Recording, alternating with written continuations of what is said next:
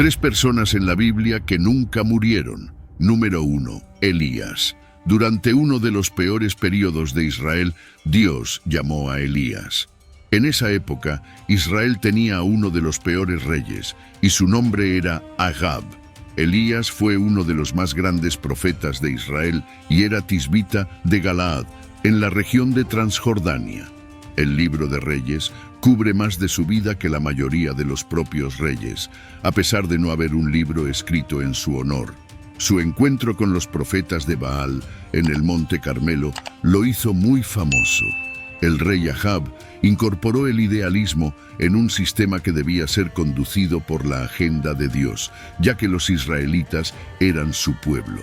Israel sufría como resultado de un mal gobierno, pero Elías, por otro lado, representaba un tipo diferente de dominio. No tenía conexiones con el establecimiento político ni con la familia real. Tenía la habilidad de decir la verdad al poder terrenal sin ser cooptado o corrompido.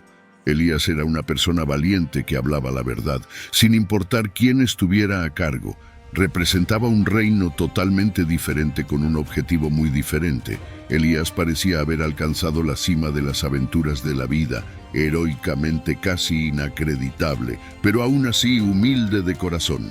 Pero estaba a punto de superarlos a todos. Estaba a punto de evitar la muerte. La partida sin muerte de Elías lo coloca en la escasa categoría de partidas sin muerte. Aunque nunca se nos dice cuándo o cómo Dios lo hizo, está claro a partir del contexto que él informó a Elías de su partida inminente.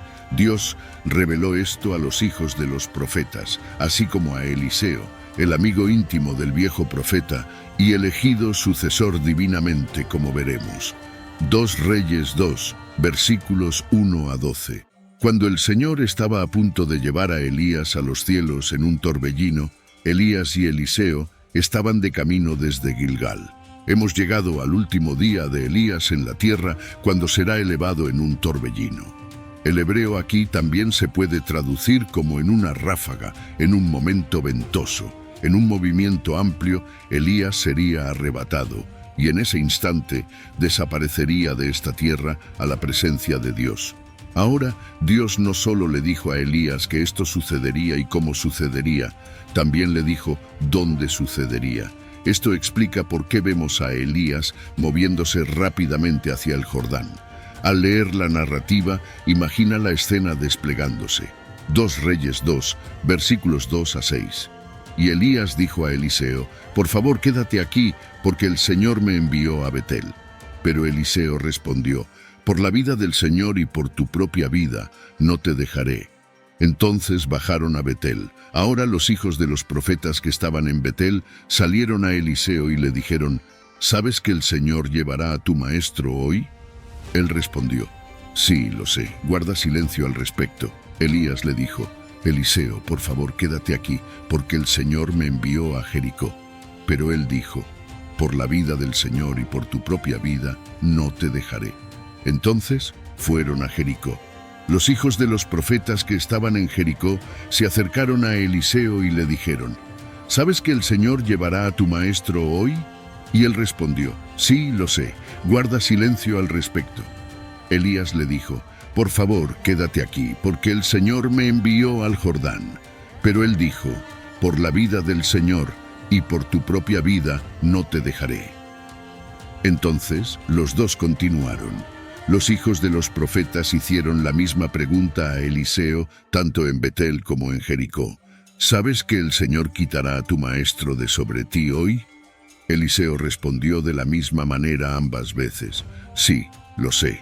Ahora por favor mantén silencio». Gilgal fue el punto de partida. Según Josué 4, Gilgal era el lugar del campamento de los hijos de Israel después de cruzar el Jordán hacia Canaán. Si recuerdas tu historia bíblica, este fue el punto en que todavía estaban seguros, justo antes de comenzar su invasión en territorio enemigo. Gilgal fue el punto de partida para la última jornada de Elías.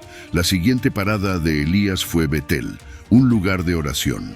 Betel significa casa de Dios. Finalmente, Elías fue al Jordán, que era un lugar de muerte. No solo muerte física, sino también muerte de la propia vida. Eliseo dijo a Elías cuando llegaron al Jordán, su destino terrenal final: por la vida del Señor no te dejaré. Elías había estado tratando de alejarse de Eliseo desde Gilgal. Creo que no estaba tratando de deshacerse de Eliseo tanto como estaba poniendo a prueba a su cercano compañero, su futuro sucesor. Cuando los dos hombres se detuvieron junto al Jordán, la escena cambió bruscamente. Ahora viene el evento milagroso. Segundo Reyes 2, versículos 7 a 10.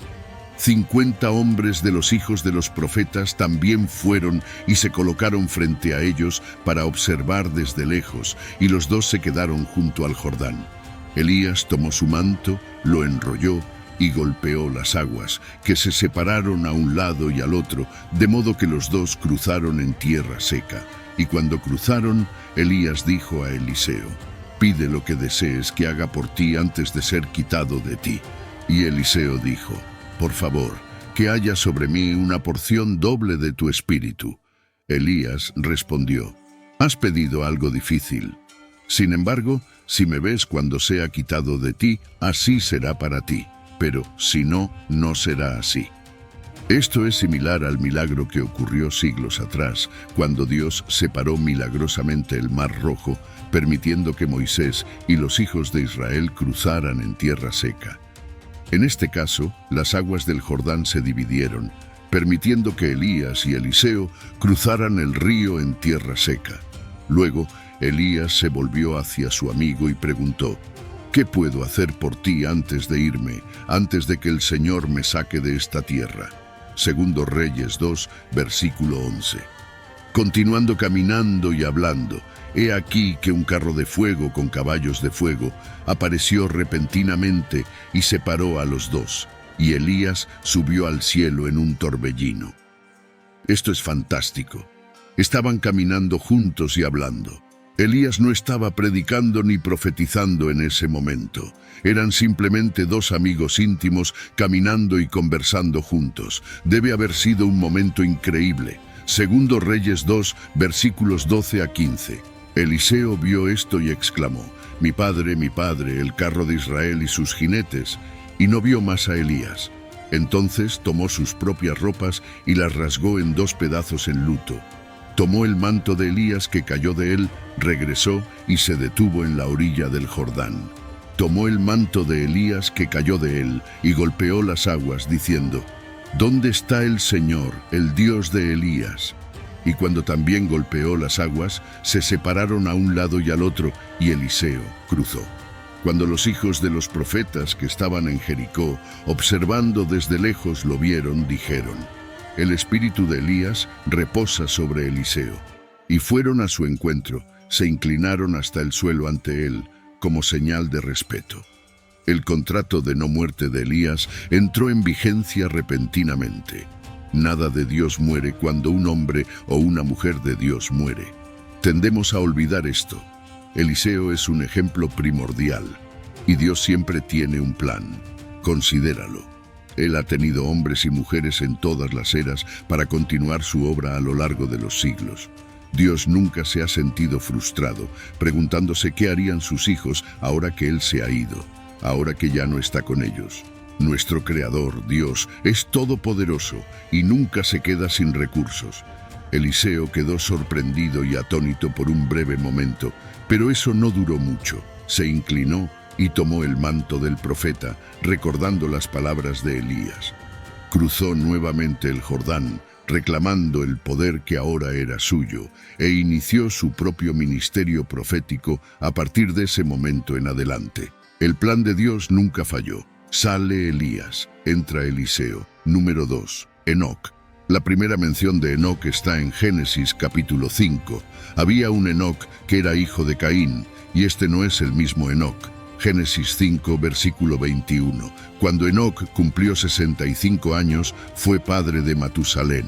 Y según nuestra comprensión bíblica, sabemos que su hijo Matusalén fue el hombre más longevo registrado en las Escrituras. Cuando estudiamos las genealogías en la Biblia, descubrimos que Enoc era bisabuelo de Noé. Judas 14. Acerca de estos también profetizó Enoc, séptimo desde Adán, diciendo: He aquí, vino el Señor con sus santas miríadas. Judas dice que Enoc advirtió sobre el juicio inminente del Señor contra ellos. Enoc fue un hombre que caminó con Dios en medio de la decadencia moral en los días de Noé y habló sobre el juicio inminente. En una época en que la mayoría de sus contemporáneos tenían solo el registro de su nacimiento y de los hijos que también engendraron, Enoc es como un soplo de aire fresco. Enoc fue presentado como otros, pero su testimonio es llamativo. Su descripción es corta, pero densa y significativa. Esto significa algo sobre su caminar puro con Dios, que resultó en su traslado. Su vida proporcionó un modelo para muchas personas a lo largo de diferentes generaciones, enseñándonos a vivir para una audiencia única. Él nos enseña a buscar apasionadamente una comunión íntima y compañerismo con Dios, sabiendo que al hacerlo experimentaremos a Dios en una nueva dimensión. Génesis 5, versículos 18 a 24. Cuando Jared tenía 165 años, fue padre de Enoc. Jared vivió 800 años después del nacimiento de Enoc y tuvo otros hijos e hijas. Así, Jared vivió 962 años y murió. Cuando Enoc tenía 65 años, fue padre de Matusalén. Enoc caminó en comunión habitual con Dios durante 300 años después del nacimiento de Matusalén y tuvo otros hijos e hijas. Así, todos los días de Enoc fueron 365 años. Y en temor reverente y obediencia, Enoc caminó con Dios. Y no fue encontrado entre los hombres porque Dios lo llevó consigo. El caso de Enoc fue el primer arrebatamiento documentado, ya que Dios simplemente se lo llevó. Tal vez la comunión era tan intensa que la presencia de Dios simplemente lo envolvió y lo arrebató. El libro de Hebreos habla sobre el hombre del cual este mundo no era digno. Hebreos 11, versículos 5 y 6. Por fe que agradó a Dios, Enoc fue arrebatado y llevado al cielo para que no viera la muerte, y no fue encontrado porque Dios se lo llevó. Antes de ser elevado al cielo, recibió el testimonio aún registrado de que había caminado con Dios y lo había agradado.